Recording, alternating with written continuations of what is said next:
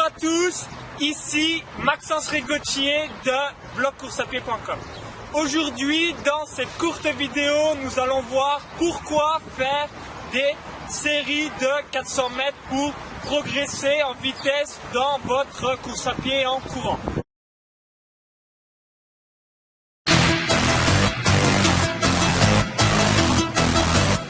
Au cours de cette vidéo, je vais revenir sur le 400 mètres pour progresser en vitesse dans la course à pied. Alors le 400 mètres correspond à un effort de sprint prolongé, mais elle a lieu sur un tour de piste. Donc cette distance, le 400 mètres, si vous préparez des 10 km, semi-marathon, marathon, eh bien cette distance figure dans toutes les préparations pour les disciplines que je viens d'évoquer juste avant, c'est-à-dire le 10 km, semi-marathon, marathon, etc. Donc dans la suite de cette vidéo, nous allons voir quels sont les avantages de faire des 400 mètres dans vos entraînements de course à pied? Pourquoi courir des 400 mètres?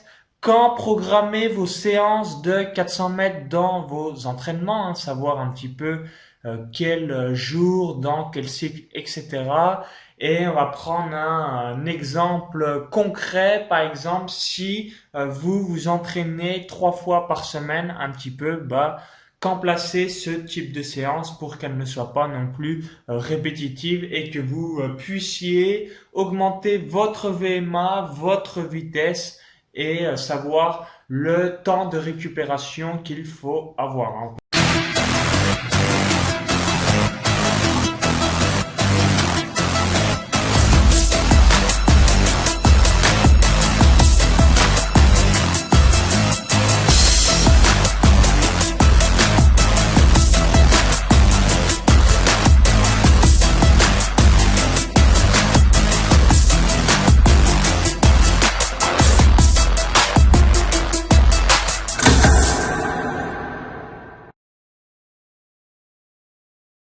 Quels sont les avantages de faire des 400 mètres dans vos entraînements de course à pied?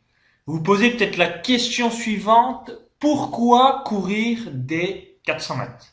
Donc tout d'abord, c'est parce que c'est facile à courir, il n'y a pas de calcul du nombre de tours, c'est seulement un tour, donc il n'y a pas besoin de se poser la question si en courant il me reste encore un tour à faire, etc. Là c'est simple, c'est seulement un tour de piste.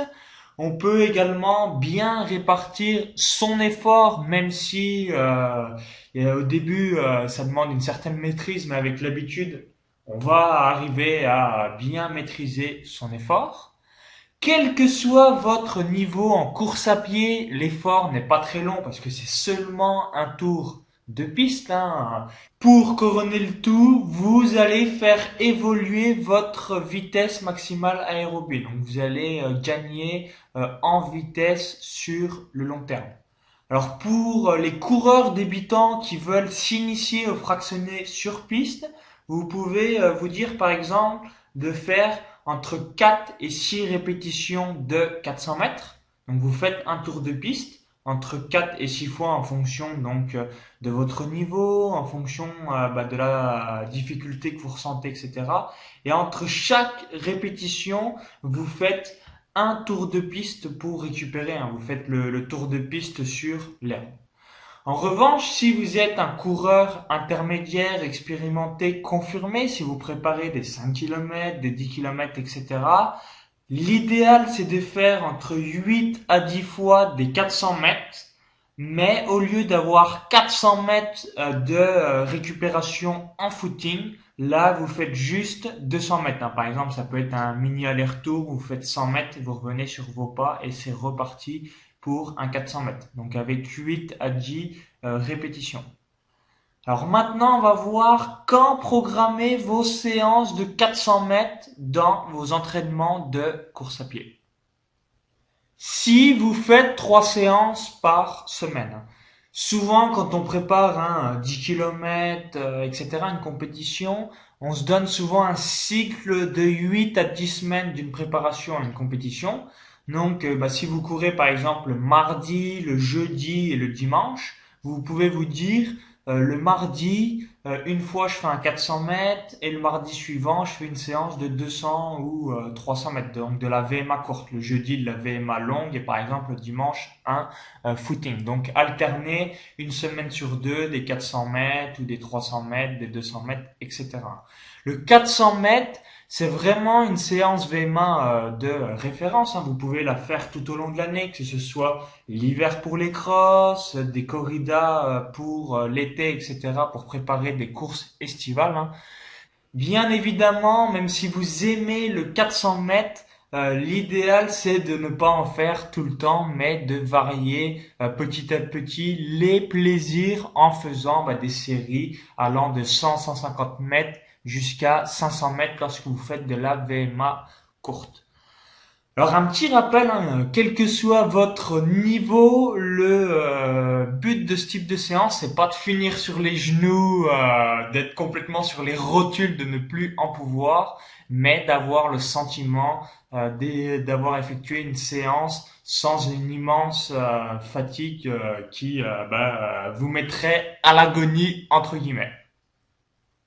Et vous, faites-vous des séances de 400 mètres dans vos entraînements de course à pied? Laissez-moi votre retour d'expérience dans les commentaires du blog juste en dessous, hein. Votre vécu sera très utile pour tout le monde.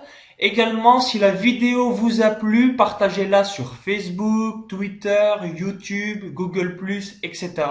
Et pour ma part, retrouvez-moi sur mon blog blogcoursapied.com pour d'autres vidéos de course à pied, hein. Si vous voulez me retrouver, n'oubliez pas de taper dans Google blog course à pied et vous allez tomber directement sur moi. À bientôt pour de nouvelles vidéos de course à pied.